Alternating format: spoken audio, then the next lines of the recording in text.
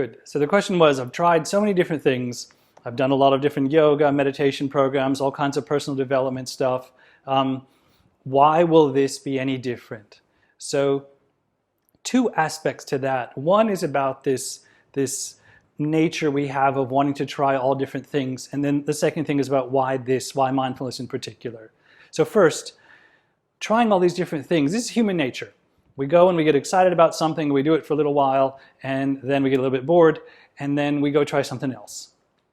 And so this reminds me of an old story the yogis used to tell about someone who is searching for water in the ground, and they need to dig a well.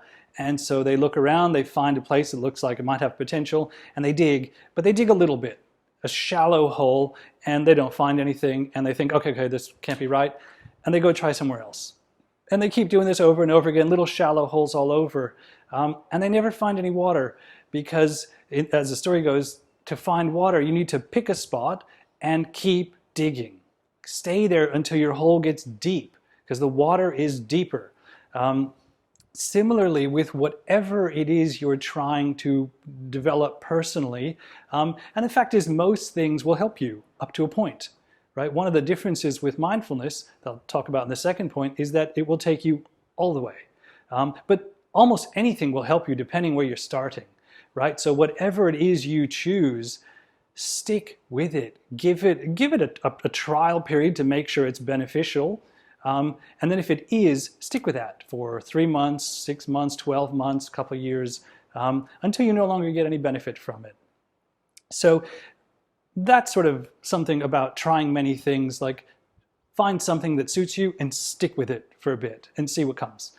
Second part of my answer is why mindfulness work where some of the others maybe didn't. So you still need that stick with itness that we just talked about.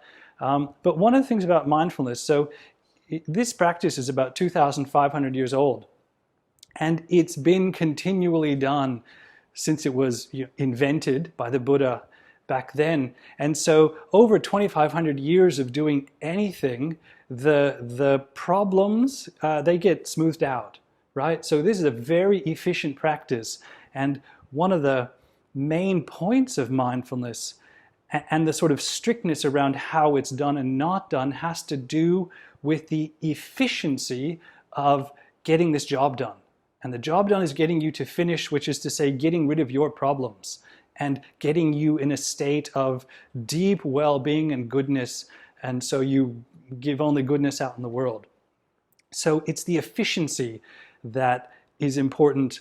It's why this practice, I think, is what I teach. It's what I did, and it's what I recommend to everyone. There's many different paths you can take, but they all sort of spin around in distractions and diversions and little dead ends. Whereas mindfulness practice is like a plumb line straight to the finish without any distractions. Once you get to that finish and you've now cleaned out your system so everything you do is beneficial only, then you can do whatever you want.